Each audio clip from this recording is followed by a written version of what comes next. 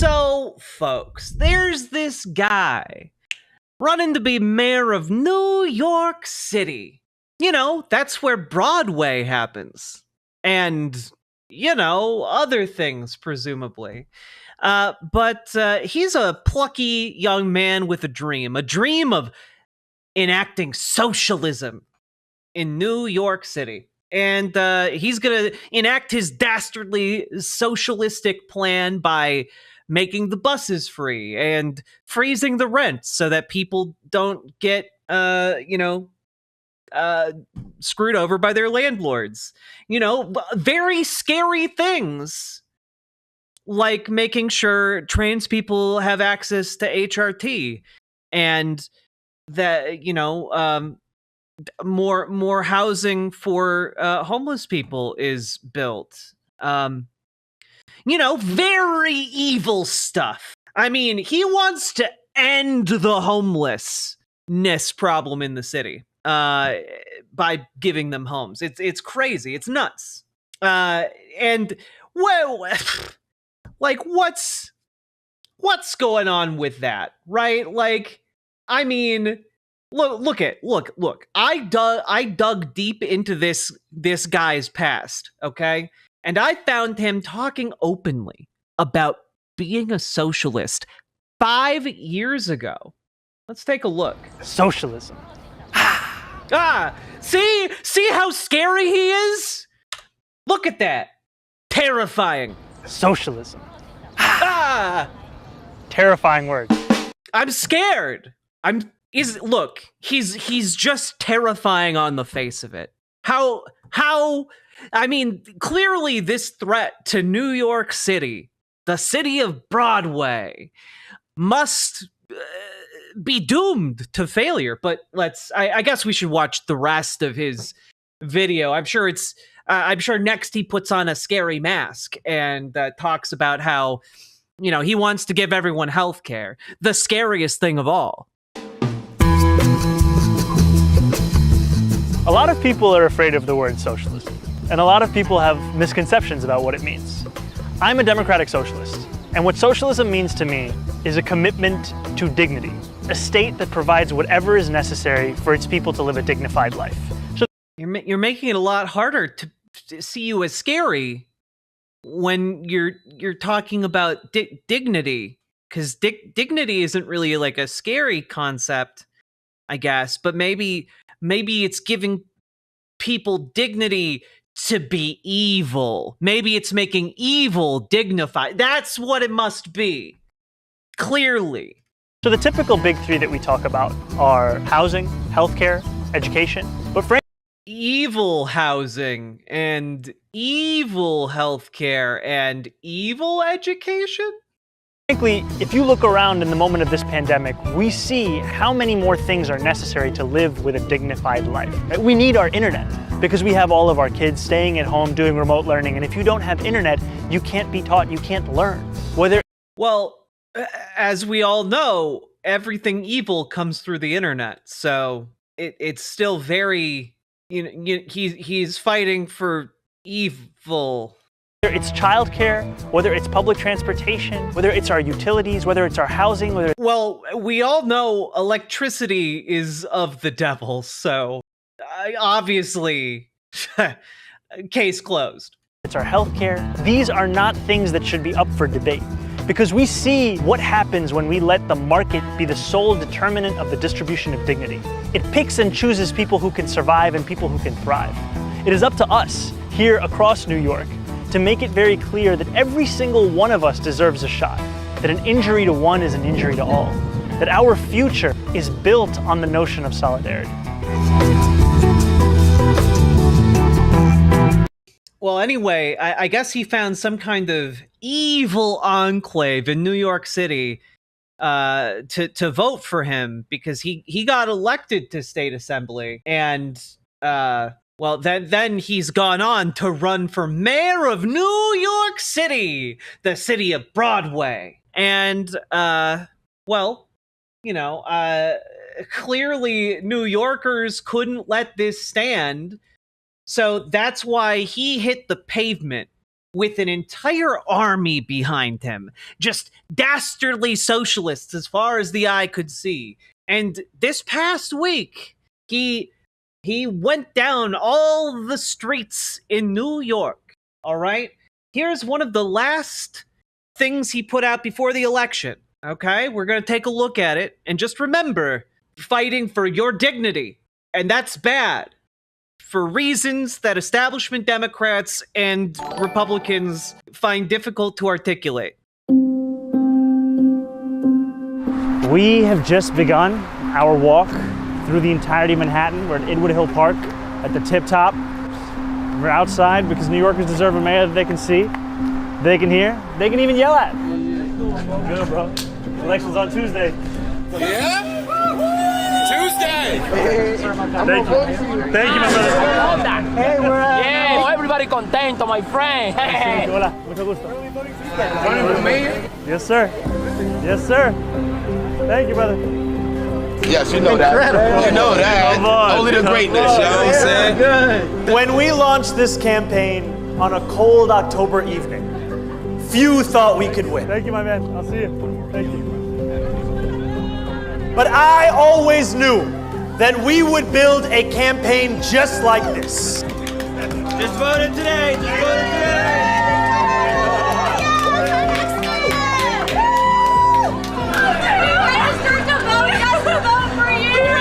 Over 1 million doors knocked, more than 40,000 volunteers.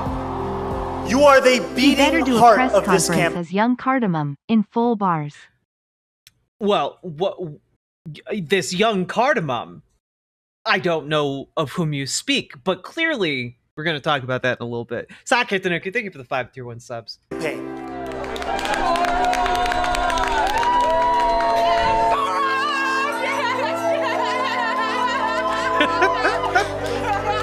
Dude's just going nuts.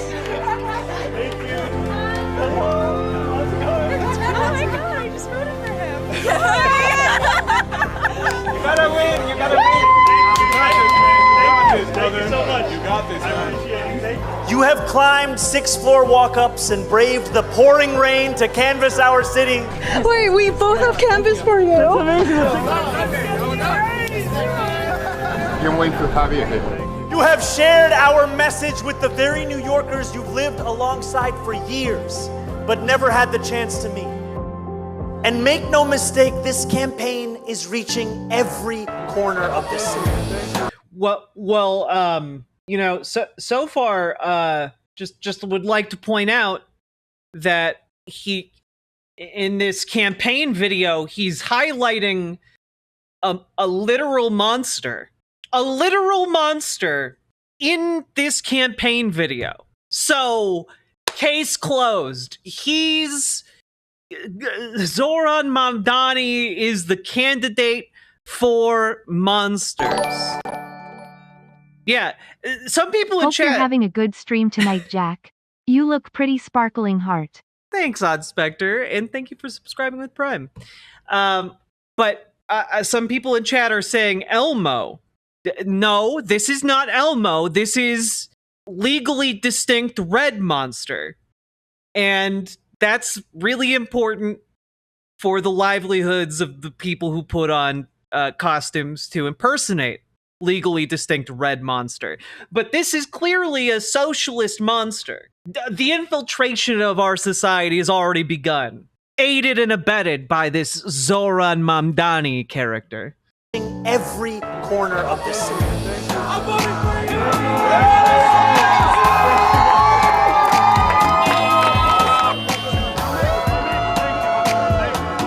my gosh. I love volunteering for you. Thank you. To everyone who pulls me aside to whisper. See, Philly, you don't need to lie with something as insane as Gritty to get the monster vote. God. Gritty, the chaos energy of that guy. Thank you for the 5 tier 1 sub, Sake. But also, I gotta respect this man.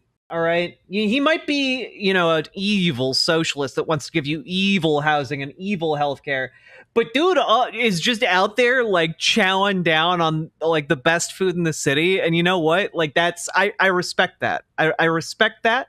all day, every day. Oh my gosh. I love volunteering for you. Thank you. To everyone who pulls me aside to whisper with the best intentions, you have already won. I am sorry, but the days of moral victories are over. Because this is a campaign that is going to win on June 24th.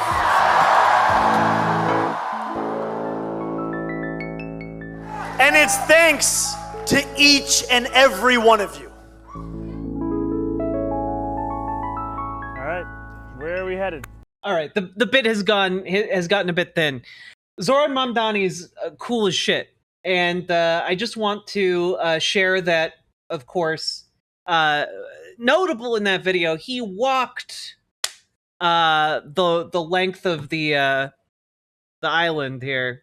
I forget where he was walking in that video, but he walked to the Staten Island ferry. And here is Andrew Cuomo, known for not walking anywhere. What about your bagel order? What about your bagel order? You want a bacon, egg, and cheese? They're making fun of him because when asked about his bagel order, he said that his favorite bagel order was an English muffin. Which, like, what a dingleberry, you know? Like, what a goddamn dingleberry, right? Like, dude, like, I'm sorry, but like running a campaign in New York City and saying your favorite bagel order is an English muffin is like bringing a knife to a gunfight. You know, like, like what an absolute loser. Like even like these children are just like heckling him as he drives by. It's so good. It's so fucking good. And just want to throw this out there, but Zohran Mamdani did in fact win. He did in fact win the mayoral race, and it wasn't even fucking close. But let's see what he had to say following his victory here. We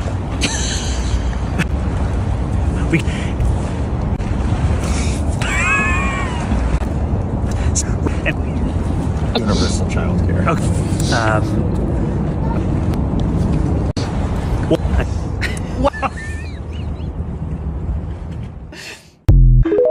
I love whoever edited all of those weird little outtakes. It's so good. It's so good. Oh wait, it'll probably tell me. That was Casey Wilson. Good job, Casey Wilson on TikTok. God, it's so fun. But can we also just shout out real quick to Brad Lander? Because Brad Lander is maybe one of the, I would say one of the unsung heroes of this race. Because in the, all of the polling showed him being down ballot, right? Like he was going to be one of those guys who didn't really have a real chance in the election, but like he would do well enough to like make it to like, second to last round, right? But like wouldn't be able to hack it against like between Mamdani and Cuomo, right? And Brad Lander and Zohran Mamdani, they teamed up, okay? They did the handshake from Predator, I think. I think it's the handshake from Predator. And I just want to share with you this lovely moment from election night that is just seared into my memory forever. And it's Brad Lander, learning that he didn't win, right? But learning that perhaps more importantly, Andrew Cuomo also didn't win. And it's great. The energy here is great. Becoming mayor and having an English muffin as your favorite bagel is like becoming Pope and preferring deep dish. It really is. Sake Tanuki, thank you for the 2 tier 1 subs. Andrew Cuomo is in the past. He is not the present or future of New York City.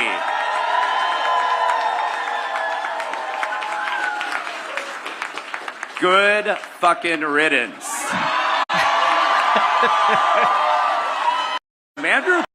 The Brad Lander's energy is just top notch. Like he's got like some, like if Brad Lander wasn't being a city comptroller, he would be an excellent like stand-up comic, in my opinion. Like he's got like the comedic timing. He's got like the body motion, the way he carries himself, you know. And look at the way he just owns maybe the largest collar gap I've ever seen in a suit. The single largest collar gap. You could pilot like a shipping container through that collar gap. And you know what? He doesn't give a fuck. And that's kind of cool. All right? I like it. But it really is, you know, some people were comparing Brad Lander and Zohran Mamdani to like the brothers in the hit Guillermo del Toro film Pacific Rim. You all know the hit Guillermo del Toro movie Pacific Rim, right? It's very good if you like giant monsters. And if you don't like giant monsters, then it's probably not going to be great. But if you are someone of taste and like kaiju fights, you're going to like it. It also has Ron Perlman in it. So, you know, like that's always going to be great. But yeah, basically Brad Lander, Zohran Mamdani, they sunk up. They got sunk up, and it was really, really delightful. It's so goddamn good.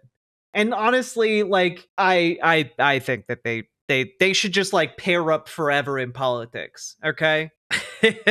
It's so good. And yeah, I mean, like the fear-mongering about Mamdani has already begun. But before we get to that, delicious fear-mongering from every corner of the political establishment, let's take a look at his victory speech, shall we? For real this time. In the words of Nelson Mandela, it always seems impossible until it is done. God, what fucking I'm no Mandela art expert, quote. but that color theory is bopping. Right? Sake, thank you for the 2 gifted tier 1 subs. But like, dude, opens up with the Nelson Mandela quote. Let's go! My friends, we have done it.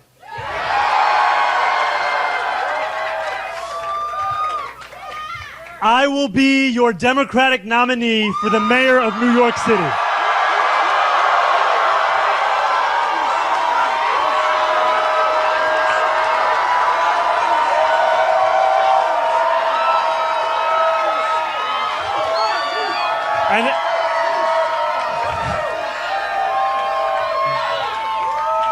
An hour ago, I spoke with Andrew Cuomo about the need to bring this city together as he called me to concede the race. And I want to thank Brad Lander.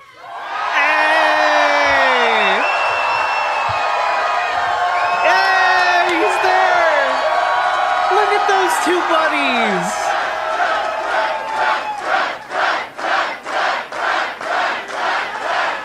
God, get me a buddy cop movie starring these 2. Like, if their political careers don't pan out in the long term, I would happily slap down full movie theater prices to watch them do like a buddy, like, road trip film. You know? Like, planes, trains, and automobiles it up.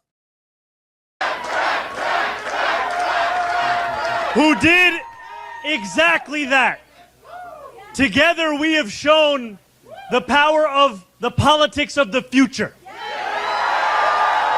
One of partnership and of sincerity. Can I also just say, I have never seen someone give a victory speech and invite someone they were running against onto the stage to show solidarity with them. You know? That's nuts.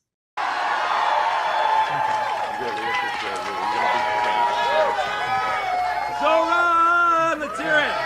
Thank you, brother. Today, 8 months after launching this campaign, with the vision of a city that every New Yorker could afford, we have won.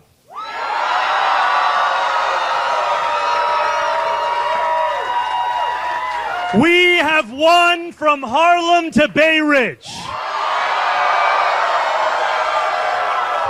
We have won from Jackson Heights to Port Richmond.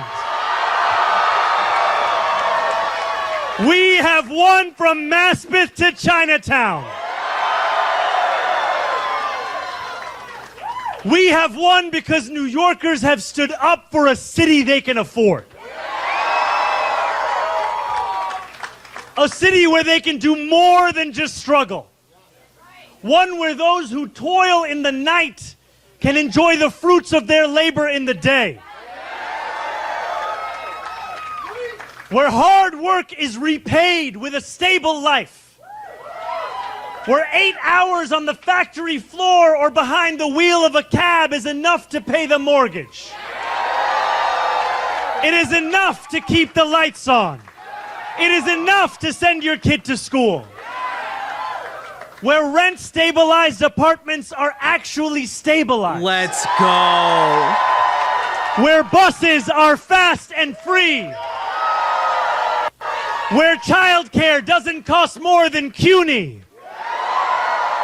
And where public safety keeps us truly safe.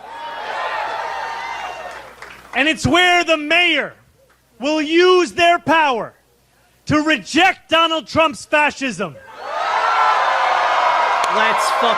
Guys, do you have any idea how much it matters that, like, the guy who has a very real shot of being the next mayor of New York City is out there calling Donald Trump a fascist? Like, that genuinely matters.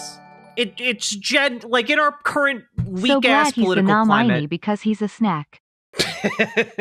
sounds like not only is he the nominee, but he's the nom I need. Nailed it. God.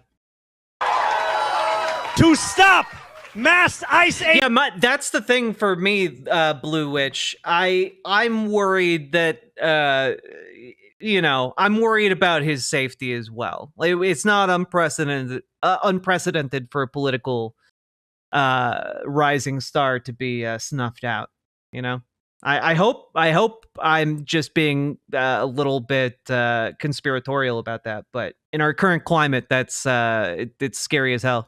Agents from deporting our neighbors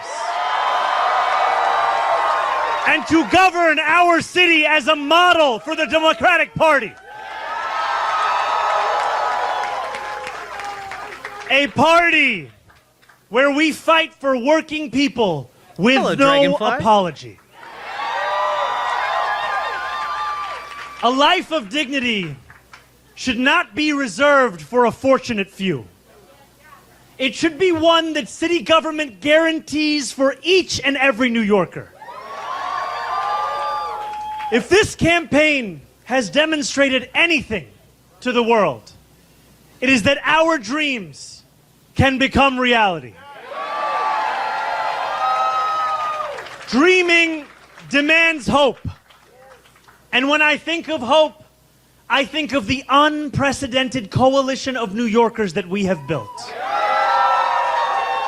For this is not my victory. This is ours. It is the victory of the Bangladeshi auntie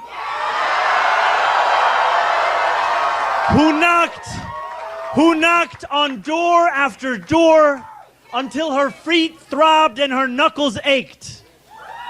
It is the victory of the 18-year-old who voted in their first ever election.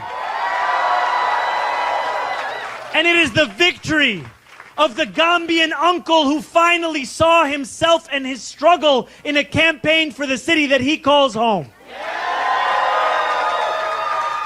Dreaming demands solidarity. And when I look out at this room and out onto the midnight skyline, that is what I see. Canvas launches that continued in the pouring rain. Children who called parents. Strangers who care about those they will never meet.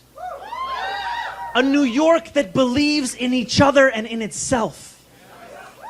This is solidarity. And it defines our victory.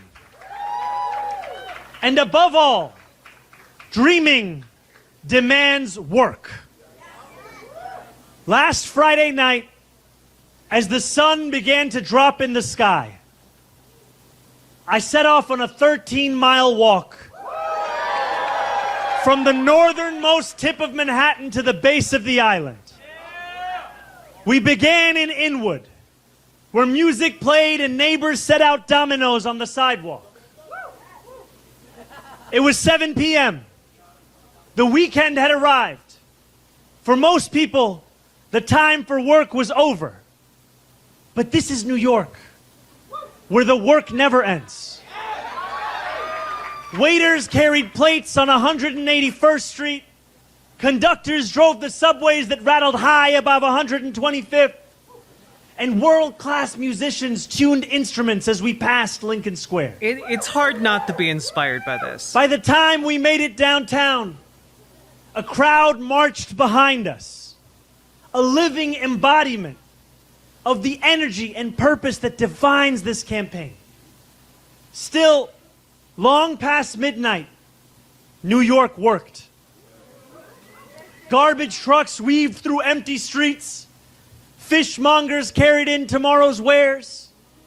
And when we finally arrived at the Battery at 2:20 a.m. in the morning, the workers who run the Staten Island Ferry were on the job too. Just as they are every hour of the day, every day of the week. Each of these New Yorkers carried a dream with them that night as they labored. Just as each of us dreams of a New York that is more hopeful and affordable for all. And we have worked hard for our dream. This has been a historically contentious race. One that has filled our airwaves with millions in smears and slander. I hope now that this primary has come to an end, I can introduce myself once more.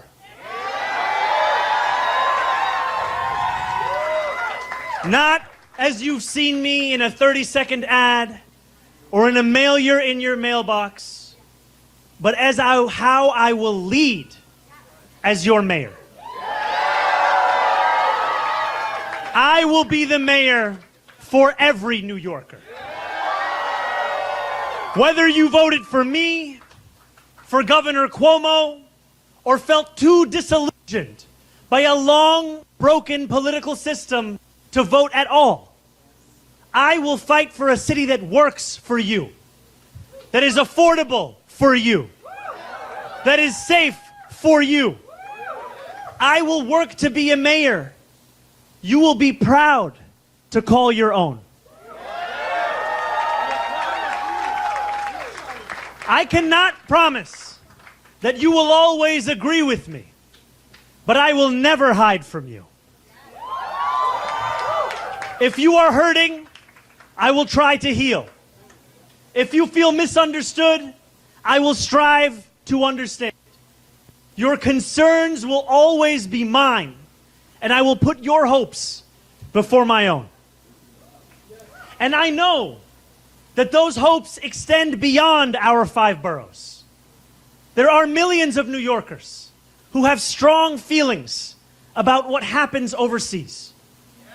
I am one of them. And while I will not abandon my beliefs or my commitments, grounded in a demand for equality, for humanity, for all those who walk this earth, you have my word to reach further, to understand the perspectives of those with whom I disagree, and to wrestle deeply with those disagreements. Let me close with this. In these dark times, I know that it is harder than ever to keep faith in our democracy. It has been attacked by billionaires and their big spending, by elected officials who care more about self-enrichment than the public trust, and by authoritarian leaders who rule through fear. But above all, our democracy has been attacked from within. For too long, New Yorkers have strained to find a leader who represents us, who puts us first. And we have been betrayed time and again. After so many disappointments, the heart hardens. Belief becomes elusive. And when we no longer believe in our democracy, it only becomes easier for people like Donald Trump to convince us of his worth. For billionaires to convince us that they must always lead. As FDR said, democracy has disappeared in several other great nations. Not because the people disliked democracy, but because they had grown tired of unemployment and insecurity, of seeing their children hungry while they sat helpless in the face of government confusion and weakness. In desperation, they chose to sacrifice liberty in the hope of getting something to eat. New York, if we have made one thing clear over these past months, it is that we need not choose between the two. We can be free and we can be fed. We can demand what we deserve. And together we have built a movement where everyday New Yorkers recognize themselves in our vision of democracy. Every new voter registered, that is faith renewed. Every voter who traveled through withering heat to the polls, that is faith renewed. And every New Yorker who sees solutions to the daily challenges they face in this campaign, that is faith renewed. Together, New York, we have renewed our democracy. We have given our city permission to believe again. And I pledge to you that we will remake this great city, not in my image, but in the image of every New Yorker who has only known struggle. In our New York, the power belongs to the people. This is a very bread and roses speech. And as I thank I like it a lot. the people that Notice are I'm here not with saying me a lot. today, and as I just thank like it. the incredible leaders who have long fought for those people, who are here across this crowd and across these 5 boroughs and standing next to me in the Attorney General of this state, in the public advocate of this city, in our Congresswoman, Nydia Velázquez, in our Controller, Brad Lander, and in every single person who believed in this campaign long before it was easy to do so.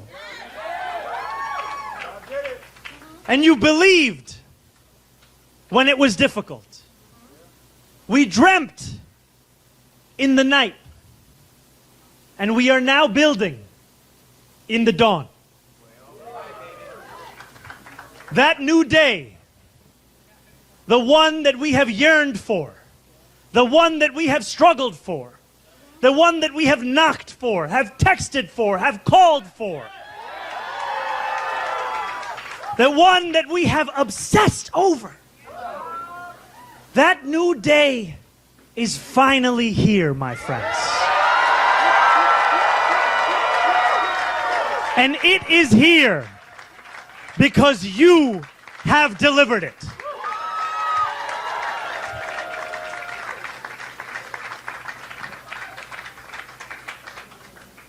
Thank you.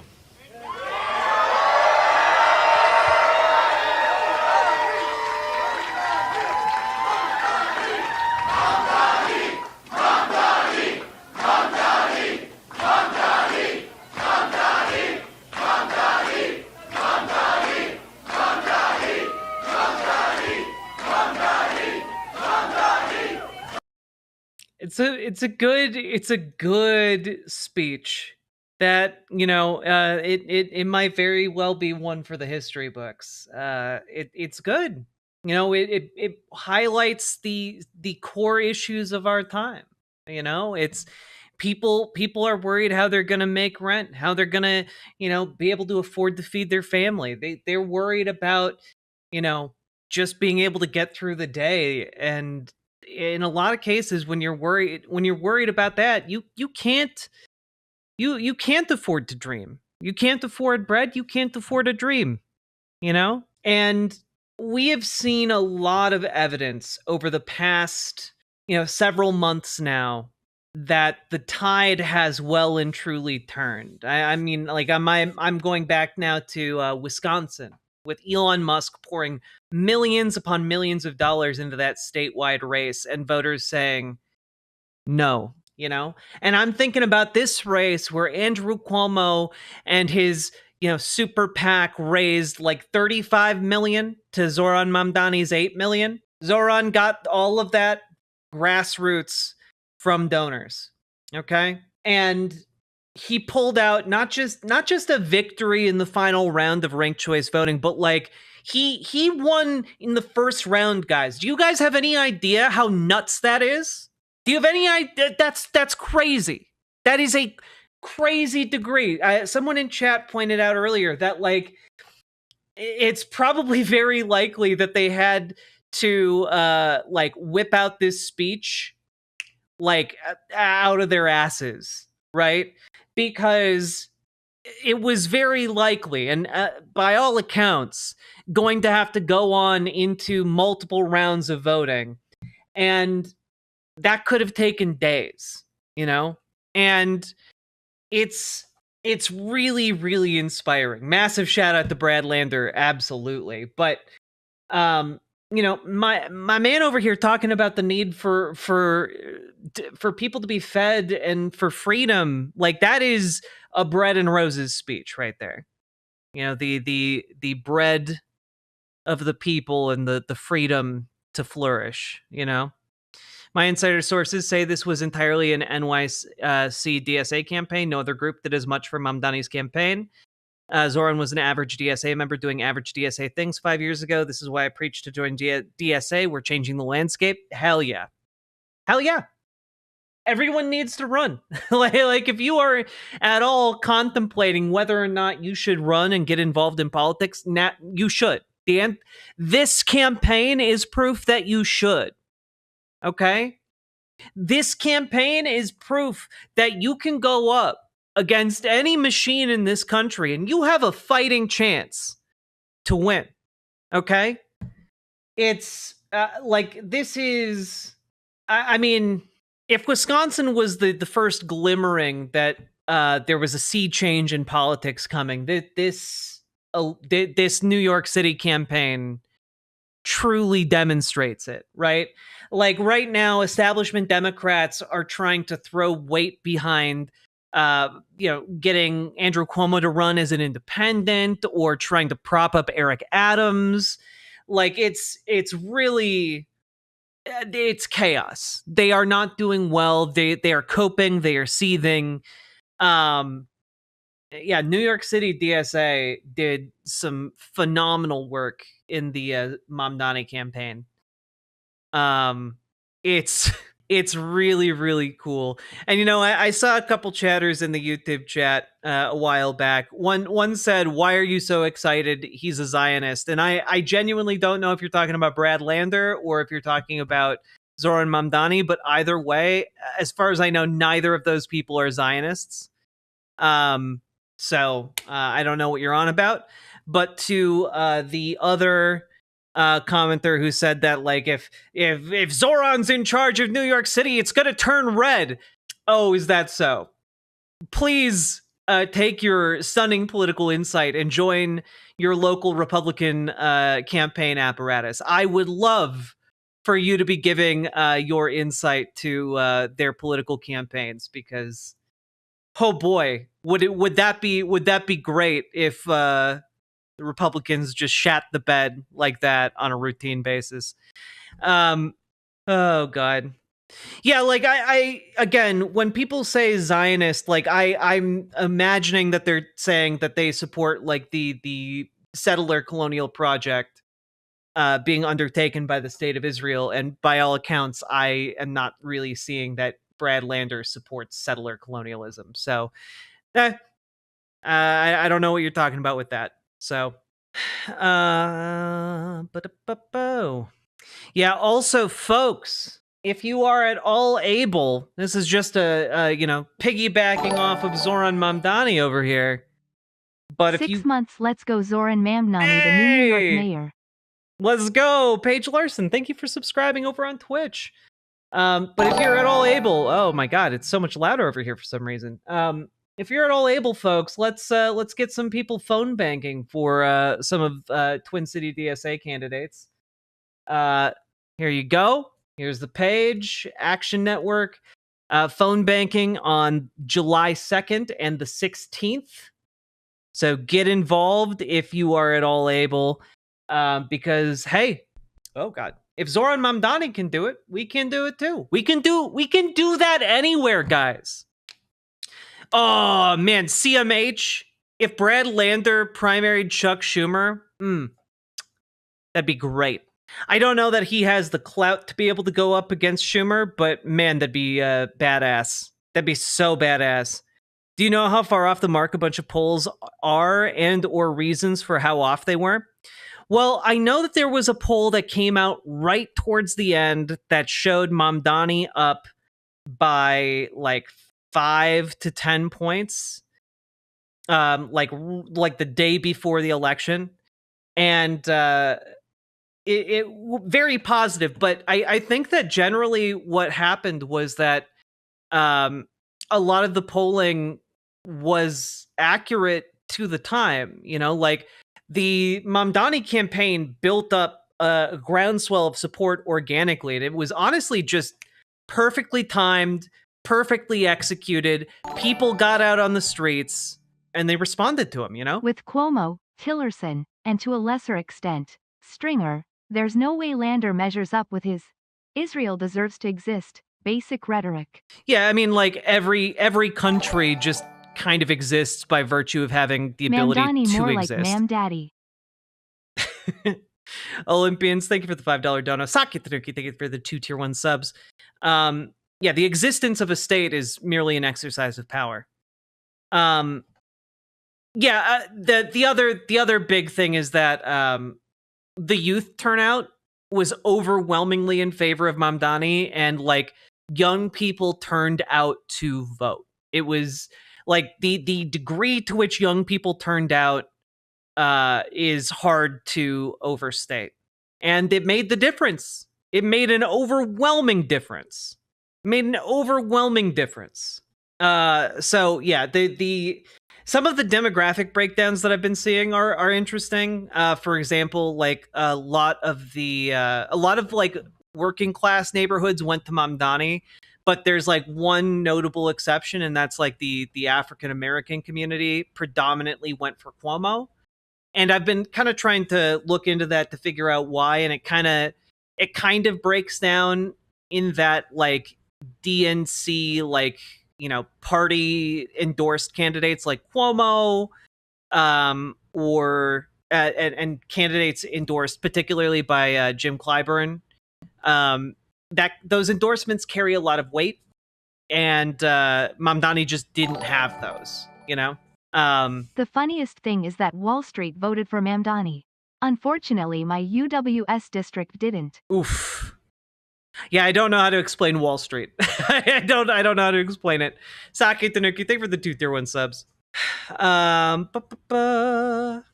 think the youth are going right wing is more that right wing youth are just insufferable morons that cannot shut up. I mean, that's part of it, and also just like, oh man, I looked into this like a week ago and I lost the conclusion that I arrived to by looking at the data. It's also just social media makes it easier to track where younger people are now, like politically, and like the shift to the right in young people is just that they they were talking to like 13-year-olds to 16-year-olds, and honestly, I can see how that might be like that the shift to the right of being more conservative could be directly attributable to something like red pill content, and that may or may not be something that youth grow out of. So wasn't the youth shift mostly straight white men too? And a lot of the Democratic Party lost the youth vote to the couch. Oh no. That's how the Democrats lost JD Vance. But also, just as an FYI, folks, the gaslight campaign is already in full effect, right? Zohran Mamdani may have won, but the Democratic Party that, threw Bill Clinton at this race and got Bill Clinton to endorse Andrew Cuomo in the final days of the election cycle, they're trying to convince you now the Democratic Party didn't try to destroy Mamdani. It's nuts, right? Like, they literally threw a former president at it. They're out there. All of the mainstream media is running hit pieces on this guy. They're out there calling Zohran Mamdani anti-Semitic because he believes in the human rights of Palestinians. It's wild. It's wild. Like when we talk about the Democratic Party clobbering Mamdani, we're not talking about Democratic voters. We're talking about the Democratic power brokers, the politicians, the people who hold power within the party, not average Joe Schmo who goes and throws a vote in the primary. Whereas the Democratic Party just nominated him for mayor. No, the voters did. The voters did. It is a lot of bitching, moaning, crying, gnashing of teeth. It is nuts, And can we just take a look here? Yeah, Stephen Miller, the fucking SS officer in the White House. The commentary about New York City Democrats nominating an anarchist socialist for mayor omits one point: how unchecked migration fundamentally remade the New York City electorate.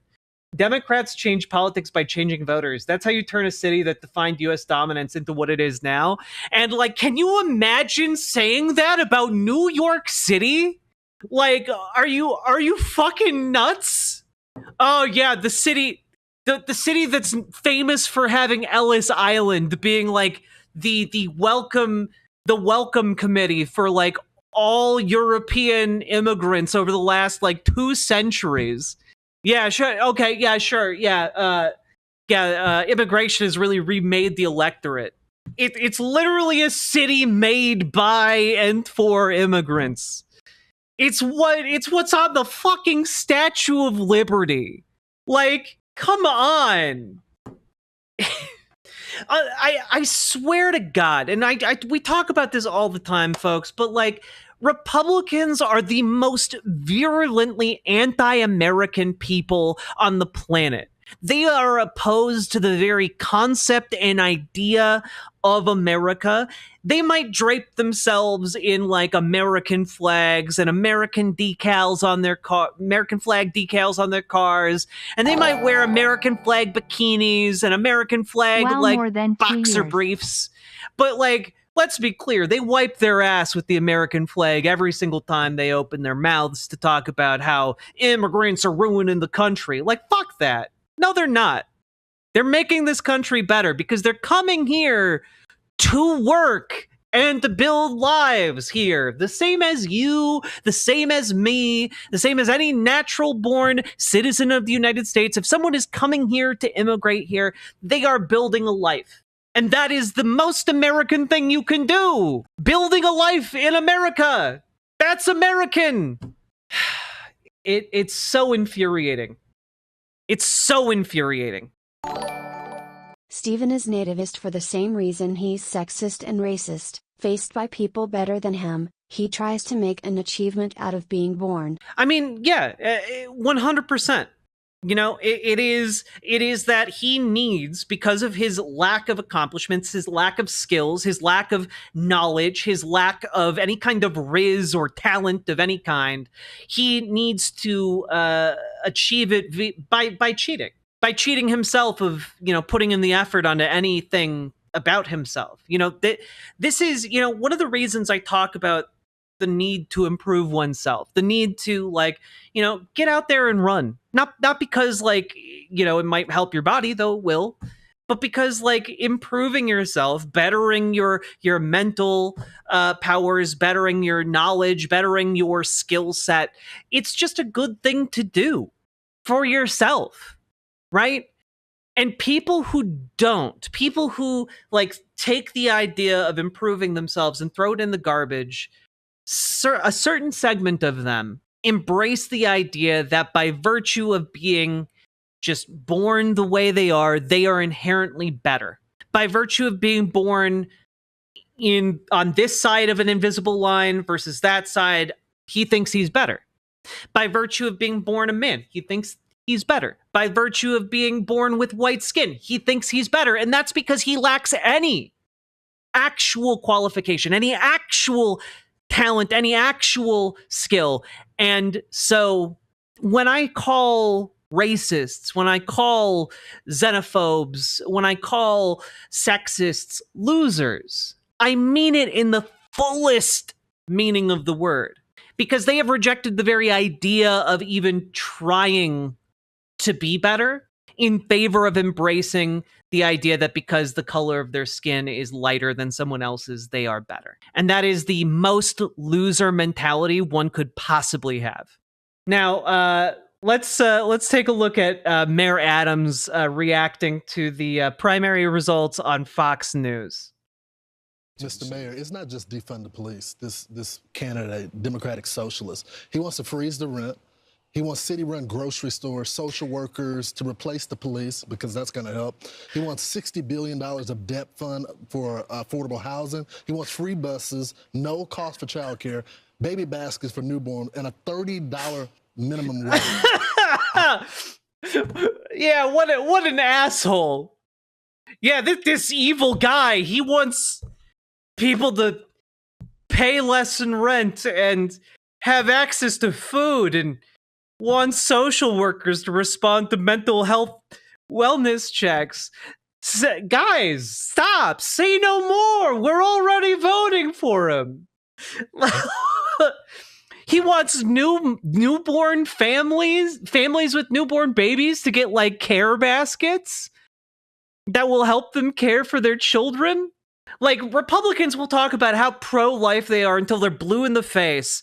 But the second a guy comes around and says, hey, let's make sure, that family can afford to live in an apartment. Let's make sure that family can afford to go get groceries. Let's make sure that family, doesn't have the father shot and killed by police because he's having a mental health crisis. Hey, let's make sure that family gets a care package that allows them to better care for their baby. That's horseshit. They call themselves the party of pro-life, and they literally hate every aspect that would go towards improving and maintaining life. How can someone vote for this? How can someone vote for this? $70 billion of debt to fund affordable housing. Yeah, how can, oh man, you want to house homeless people? What are they going to do after that? Get a job? Turn their life around? Have a family? Build a career? Oh wait, that's exactly what. How are they going to get to work? They just got into their affordable housing building. How are they going to get to? Oh, they have free buses. Well, I can kind of see how all these ideas might synergize and actually help people get back up on their feet. He's a snake. No cost. They're literally listing all of it. It's so fucking funny. No cost childcare, baby baskets to newborns. Oil salesman. Mm-hmm. He will say and do anything to get elected. Think about this for a moment. He wants to raise 1%. He wants to raise tax on 1% of New York's high-income earners. As the mayor, you don't have the authority to do that. You know who has the authority to do that? An assemblyman, which he is. He wants to do free buses. He could have done it at assemblyman. I'm wondering here if maybe he might find a way to do that, given that he's the fucking mayor of New York. Sake Tanuki, thank you for the 2 tier 1 subs. He's like, how is he gonna even get that passed if he's mayor of New York City? Well, I'm just gonna spitball here, but perhaps the mayor of New York City might have a what's referred to in politics as the bully pulpit. The bully pulpit, a position that allows one to effectively advocate for their positions by virtue of the position they hold in society. Why didn't he just mind control the assembly? Yeah, one might imagine that perhaps the mayor of New York City might have more political power and sway than an assemblyman in New York State. You know, I enjoy your content, but sometimes your audio. Well, look, I understand that this is as loud as I can get this video. This is as loud as I can get the video. I am this loud because that is what people have asked of me to be. When I've asked people what volume I should be at, people have said this volume. And again, I can't control the volume of some of these clips, sadly. The power of government and how you must. I also can't control the fact that Eric Adams is the softest speaker to ever live. Making sure you improve your economy, raise the standard of living, and this is what we've done in the city. And I'm looking forward to being on the campaign trail and showing New Yorkers we can't go backwards. And New Yorkers never surrender or quit. Because you notice how loud that ding is, right? Notice how loud the ding is and the text-to-speech that winds up happening, usually. I guess this is a link, so it won't text-to-speech All that. fellow members of the Roman Senate, hear me. Shall we continue to build palace after palace for the rich? Or shall we aspire to a more noble purpose and build decent housing for the poor? How does the Senate vote? Fuck the poor! Good. It really is that, you know? I'm never going to quit for the city that I love. That is so interesting. You're in the position, so you know you don't have the authority to do that. Yet he's running on all these promises he's not going to be able to fulfill. And he's not going to be able to fulfill them. I mean, I think he'll be able to fulfill them. You know, I think he'll be able to do it. I think he'll be able to manage it. But let's continue looking at the conservative, just absolutely meltdown, you know? Just, with a special cameo from Cenk Uygur. But here's Charlie Kirk here. 24 years ago, a group of Muslims killed 2,753 people on 9/11. Now a Muslim socialist is on pace to run New York City. Like, damn. They are not hiding their racism. It's impossible to have free childcare and transportation. Just ignore all the countries that have them. Yep. No way to do it. No, me, Sunrider. No way to do it. But I think that there is a way to perhaps do these things as mayor of New York City. My worry is that a bunch of status quo politicians in New York are going to go out of their way doing everything they can to make his job as difficult as possible. Oh, that's an absolute certainty. It's an absolute certainty, useless legs. 100,000% that's going to happen. The issue is he's a candidate, and if he won the actual job, who would use his bully pulpit to point out the people who are doing these things. I think that this is a guy who's actually going to fight for what he wants and what he thinks the people need and deserve. And he's going to make sure that there is a political price to be paid for standing in his way, you know? Like, yeah, I don't know if any establishment politician is looking at the results of this election and saying, now's my time to be obstructionist to this agenda, specifically because Mamdani kicked their asses, like fully, welly, and truly, you know? And not only did Mamdani kick their asses, but like a lot of Democratic establishment features got their asses kicked last night. It wasn't just Mamdani, you know? Also, again, this is Cenk Uygur's response to Charlie Kirk just saying, like, Muslims did 9/11, therefore, and look at now, we have a Muslim running for New York City mayor, fear-mongering. Other than being a dick thing to say, do you get that this makes no sense? First, the socialist thing is not connected to the Muslim thing. Second, there are a couple billion Muslims. Please tell me you understand that some of them are plumbers, accountants, and dentists. Please tell me you understand there's a range of humanity within each religion. Some people are angels and others do terrible things in each religion and each nation. The idea that all Muslims would be like terrorists on 9/11 is such an unimaginable thought if you knew any, because then you would know that they are also grandmothers who give milk and cookies to their grandkids and dads who rush home to play catch with their children. Charlie, you got to know we're human, right? Yes, Muslims can be perfectly good mayors. Good, gorgeous cities like Istanbul have Muslim mayors, Charlie. I can call you a bigot. That's easy, but I'm not sure it solves anything. Instead, I'm sure at the cost of great derision from my side, I'm going to ask you to think it through and see if you still think it makes sense. Your call.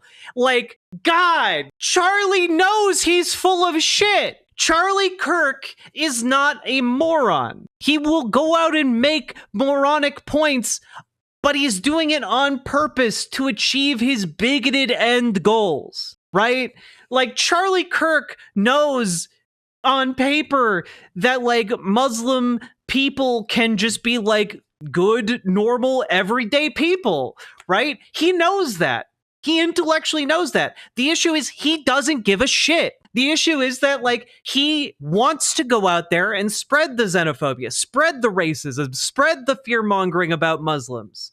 And, like, that's why he said the thing. He wants to do that because the Republican base has been trained to want that. Okay? And, like, the fact that Cenk is, like, trying to pretend like Charlie Kirk, a paid propagandist who is paid by billionaires, is acting in good faith here is ludicrous. It's ludicrous. It's a delusion. And, like, I'm sorry, but, like, damn, you wrote all that. What a colossal waste of your own time. What a colossal waste. Francesca nailing it. Bark, bark, please, bark, bark. Cenk, once again, at wrong tree. Yeah, no kidding. Like, I'm sorry, you can't, like, act like a guy who's pretending that 9/11 being done by Muslims, it means that, like, a socialist mayor who is also Muslim is going to do another 9/11. Like, that, it's just slop. You are responding to slop as if it's a good faith argument, you know? And I mean, it's painfully obvious to me, and maybe it's just not to Cenk, and I maybe he's just lost a step, maybe it's money, who the fuck knows? You know, whatever is happening over there is beyond me. Live from the Poly Market studio in LA. Weird. Yeah, weird how that works. Also, like, again, and I know we don't even really need to engage on this, but, like, just to point out that, like, so many massacres over the last several years have been done by Christian fundamentalists, and something tells me Charlie Kirk, despite you could present him with all the evidence in the world that Christian fundamentalists are disproportionately represented in massacres and terrorist attacks in the United States, and I don't think he would somehow come around to the idea that Christians shouldn't be allowed, like, should be barred from being politicians. I don't think you'd get Charlie Kirk to agree to that, you know? God. But let's take a look over here. Because it turns out Charlie Kirk's not the only one making this argument. Look at that. Look, it's Laura Loomer, everyone. You know, the lady who chained herself to Twitter headquarters and has a weirdly close relationship with the current president of the United States. There will be another 9/11 in New York City, and Zohran Mamdani will be to blame. You know, like Rudy Giuliani was to blame for 9/11, I guess. Hey, wasn't Rudy Giuliani the attorney to Donald Trump? I seem to recall that, but, you know, I guess he wasn't to blame for 9/11, but Zohran Mamdani at some point in the future might be? Question mark? Weird. I don't know. It's almost like these people are disingenuous racists. It's almost like that. Almost like paid Republican operatives are disingenuous racists. It's not just racist, it shows her utter lack of intellect, but that's the thing. The utter lack of intellect is a feature. It's not a bug, right? Like, these people know that they're full of shit in general. You know, when they're these mouthpieces like Charlie Kirk, for example, he knows he's full of shit when he makes points like this, but he's doing it because he knows it works. I He's really hope manipulative. Mamdani installs a ground zero mosque just to spite these clowns, only to have nothing happen, like normal. God, that would be fucking funny. This feels like noun verbs or on 9/11. Yeah, God. Let's also take a look at this one, because this one is wild, right? So we've had Charlie Kirk, we've had Laura Loomer. Are you guys ready to see what elected Congresswoman Elise Stefanik, and I imagine she's still quite a bit salty about the fact that she's not the UN ambassador and had to be recalled to her seat because the election prospects looked so bad that Democrats were going to win her seat in a special election. So she had to be recalled from her cushy UN ambassador job. And so she's a little bit upset. But she had this to say. Eyeball emoji, clock emoji, eyeball emoji, click, clock emoji, tick-tock, Kathy Hochul. We know you are in full-blown panic mode as you frantically draft and send out the congratulatory tweet to the anti-Semitic, jihadist,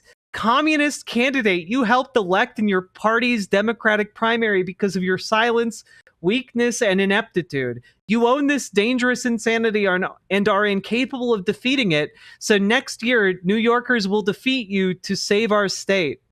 Like, damn. Suddenly this guy who wants to give, like, baby baskets to new families and have free buses is, like, a jihadist? I mean, I guess he is going to be waging a holy war on bus fares, you know? But, like, I don't know if that qualifies.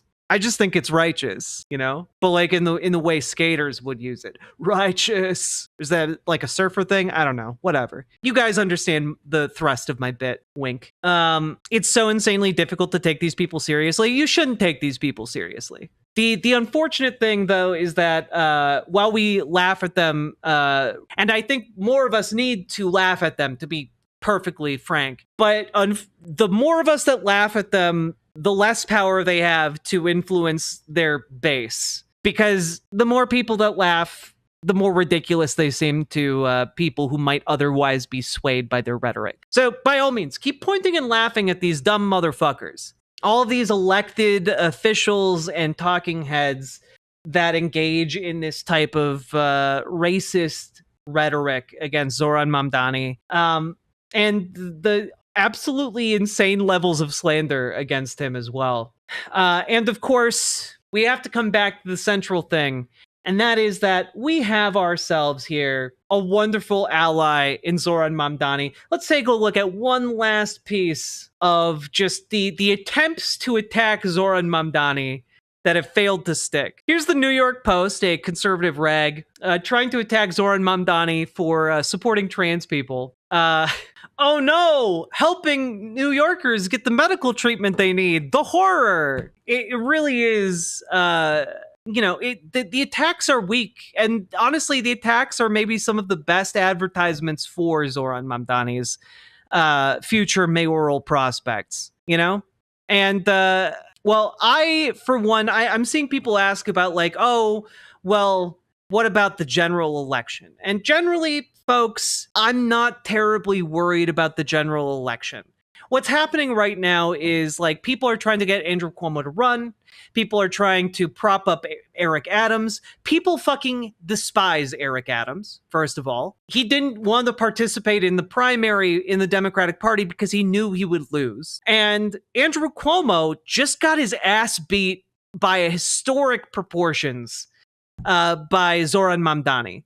I think Zohran wound up having like a 7 or 10 point lead over Andrew Cuomo in the first round. And like everyone down ballot from Zohran would have gone to Zohran. Like Zohran like would have won by like, I don't know, if we went through the entire ranked choice voting process by like, I don't know, like 30 points.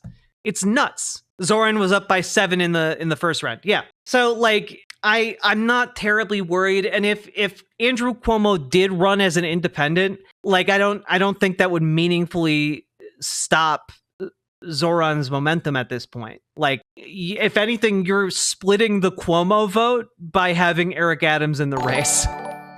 You know, like that's just kind of how it be, you know? Also, Firefishy, thank you for subscribing. I appreciate that. And of course, we have to end with one of the best, one of the best bits here of Zohran Mamdani's political campaign. And that's the fact that he is, in fact, a rapper by the name of Mr. Cardamom, and not enough people know about it. So let's throw this in here. If you guys were here at the beginning of stream, you heard it already, but let's take a look at the music video. And I'm going to make you a countryside chicken curry. My name is Praveen. No. Hello, everyone. £1.5 of chicken. Stir and fry it again. Mom? You're living in our house now, Mom. We're not living in yours. Why do I have to keep telling you this? And then on Wednesday, you forget to pick up Nikhil from school. All of your meddling and these questions and the TV serials have caused you to lose sight of the fact that you are not a good nanny. I'm the best damn nanny that you ever done seen. Fuck top 5 nannies and fuck top 3. I'm the #1 nanny, don't fuck with me. Fuck any of the nannies, says they better than Praveen. Cause I'm 85 years old, 85 years old, 85 years with my family on my back, so I'll outlast everybody on my fucking haters. Don't know me now, then you never know me later. Say, I be in an elevator to the top, go and find your own way there. Drinking a little water ball for me by my waiter. Not just anyone, but the hair fucking. There he is. At the top, where it bees. Got a great grandkid, man, fucking ace. Wrapped in a shawl just in case a cool breeze, but you never catch me, better just catch Zace.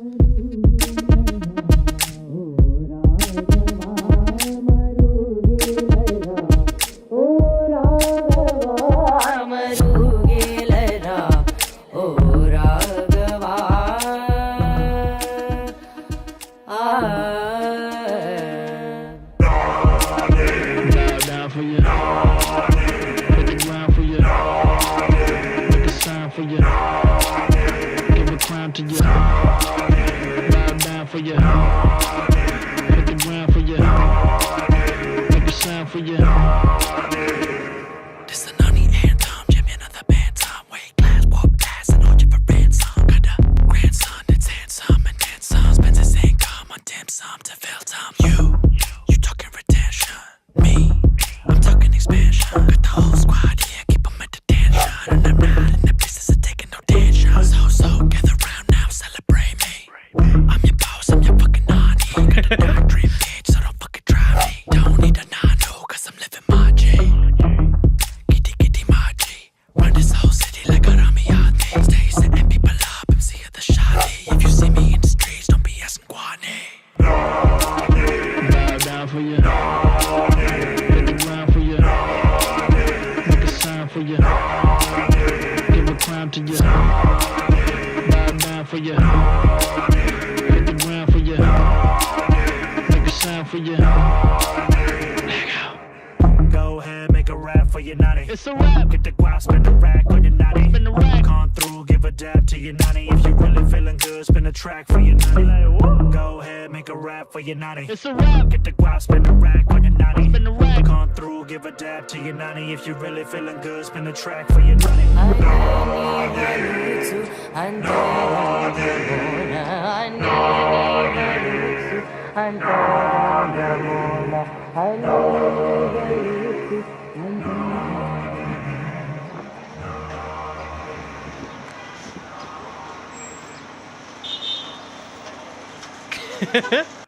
It's so adorable. I love it so much. And there are also some other ones, but I don't think I can play this one specifically because it's from a Disney Channel film called Queen of Katwe. I think it's called, which I think starred Lupita Nyong'o, which is cool. But you can actually just see him in like the opening here. I'll play like a couple seconds of it. Bring the flavor to the fish, bring the flavor to the rice. Who's the number? It's good stuff. You can at least link it. There you go. God, isn't that great? Isn't that fun? Anyway, that's probably going to be the mayor of New York City. Okay, like lifelong San Francisco Bay, but fuck it, that's my mayor. Honestly, I feel like that too. You know, God, what a wonderful world. The only way it could possibly be better is if he could run to be president someday, because man, I would love that energy in like an elder statesman, you know? America's mayor, Zohran Mamdani, right? Like, he represents really everything that can be good about America, you know? It really is one of the it's one of those things that makes me still believe in the concept that like in America you can be who you want to be, you know? But also, y'all, it's a primary for one city position in one city. That's true, but the reason it's important is because it's one position, but it's a pretty important one, right? Like, the mayor of New York City is typically like a stepping stone to some pretty important things in the national context, right? It's a big city. It means the difference for millions of people. And not only that, like, it is, again, one of the most powerful positions in the country, you know? And I think that, you know, when we look at the wider picture of what's happening in the political, you know, makeup, the political fabric of America right now, the fact that like the entire Democratic Party threw its weight behind Andrew Cuomo and they failed, I think that tells us a lot. I think that tells us more about our current political situation. And it indicates that we are not nearly as cooked as so many people would like us to believe, frankly.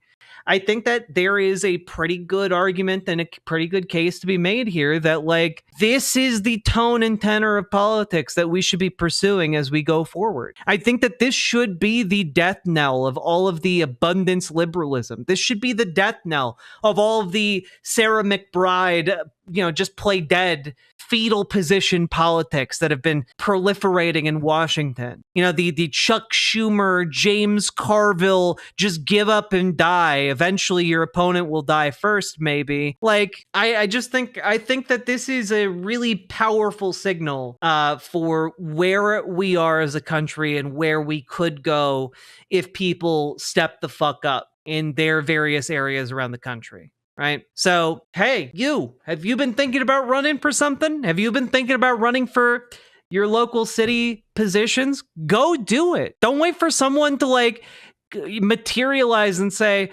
oh, well, we were thinking you'd be perfect for the job. Just do it. Just fucking do it. Just knock on some doors. Get people to support your plan. Let's go. As someone who canvassed for him, hell yeah, Socialist senpai. The mayor of New York City sets the tone for all of New York State, which sets the tone for the entire Eastern Seaboard. It's a very important spot. I agree. Yeah, you get 2 to 3 days to keep celebrating Mamdani before it gets back to the grinding. And yeah, like genuinely celebrate the victories, because like we have to wade through an ocean of horse shit between now and any of our future opportunities to do anything about our current political situation. You know, like we are in the bad times, as it were. You know, like there are some horrible things coming down the pipeline regarding ICE. There are horrible things coming down regarding like the Supreme Court.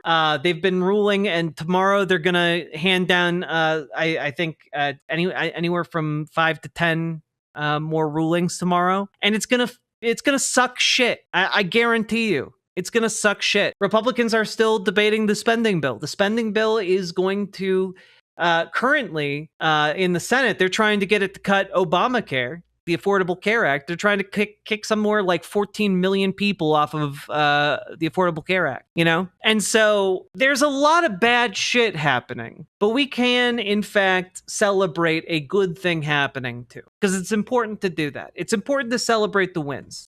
Let's get ranked choice in Chicago and LA now. Absolutely. Yeah, y'all in Chicago and LA, you gotta start going to your city council meetings. The loss of those 14 million is going to affect 80 million in hospital closures. Yeah, and the Senate's trying to propose something like 15 million to like stop those closures from happening, but like it's that $15 million is nothing. That's like throwing a drop of water at a raging inferno, you know? Also, I mean, this is just a thing that's happening right now. whistleblower from the Justice Department literally testified in the whistleblowing that the orders from on high, you can imagine just how high they come from, have Emile Beauvais telling lawyers to just completely disregard the courts. So, we're in some real deep horse shit as a country. Here, you know what? I'll even play this clip just to really demonstrate how weaselly these liars are. Complained about. The hearing started with the chairman reading a social media post by the Deputy Attorney General Blanche, who is present today but not under oath, nor is that social media post under oath. So let me ask you, since you are under oath, in the complaint it says, Beauvais stated that DOJ would need to consider telling the courts, fuck you, and ignoring any such court order. Did you say anything of that kind in the meeting? Senator, I have no recollection of saying anything of that kind. To the extent I Wouldn't you recall, Mr. Beauvais, if you said or suggested during a meeting with Justice Department lawyers that maybe they should consider telling the court, fuck you? It seems to me that would be something you'd remember, unless that's the kind of thing you say frequently. Well, I've certainly said things encouraging litigators at the department to fight hard. God, I've only ever seen pictures of this man. Seeing him actually speak and in motion, I mean, he looks like he's had some, I'm trying to figure out how not to be too mean here, but maybe he looks like he's some kind of monster. He looks like Nosferatu. I'm just gonna throw it out there. He looks like the movie monster Nosferatu from the classic film Nosferatu. You know what I mean? You've all seen it. Y'all know what I mean, right? It's uncanny. It's unfucking canny. Anyway. Hard for valid positions that we have to take in defense of our clients. And have you frequently suggested that they say fuck you and ignore court orders? Is that also something you frequently do, such you might not remember doing it on this occasion? Is the monster bad? Okay. For those of you who have never read the book Dracula, yes, Draculas are bad. They are not misunderstood creatures. They are just they're going to steal your girl. They're going to bite them, and then they have their soul. Okay, you Heading they out bad. to watch a TV show. I'm donating some cash as a thank you for covering the farce that is our country. One-Eyed Heathen, thank you for the $5 super chat. Have fun watching that TV show, and we'll finish this up. No, and as I explained, I have never directed... So did you or did you not make those comments during that meeting? Which comments, Senator? You really need me to repeat it? Did you suggest, as Mr. Ruveni wrote, that DOJ would need to consider telling the courts, fuck you, and ignore any such court order? I did not suggest that there would be any need to consider ignoring court orders. At the point of that meeting, there were no court orders to discuss. Well, did you suggest telling the courts, fuck you, in any manner? I don't recall. You just don't remember that. Well, let me ask. Draculas are bad, but are Nosferatus? Yes. Nosferatus are Draculas, and Nosferatus are bad. It's a monster that gets shipped to a new land, and then it preys upon the young and the vulnerable to steal their youth and vitality for themselves. And they're also just evil, freaky little guys. Also, he's such a lying sack of shit. Just a lying sack of shit. Anyway, folks, we did it. Y'all, and I know some of you knocked doors for Mamdani. I know some of you phone banked for Mamdani. We did it. We fucking did it, fam. We got a socialist elected in New York City. And you know what, y'all? You can help some socialists get elected in Minneapolis and St. Paul. If you're looking to do some more phone banking to help some lefty legislators get elected, there are 2 phone banking rounds in the Twin Cities, July 2nd and July 16th. And if you would like to get involved, please consider phone banking here. It would be very, very helpful to get as many people as we can signed up to do this. It's easy. You'll get scripts. You will get help. All you got to do is sign up and show up. That's it.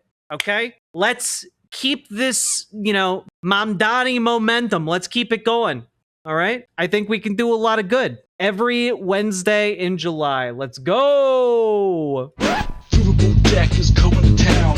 All the viewers gather around. Twitch and YouTube is where she streams. All that content is bursting the seams. Politics, gaming, and plenty more. Her sense of fashion you'll adore. So grab your stuff and hop aboard. We're going straight to Jack's Discord. Riverboat Jack.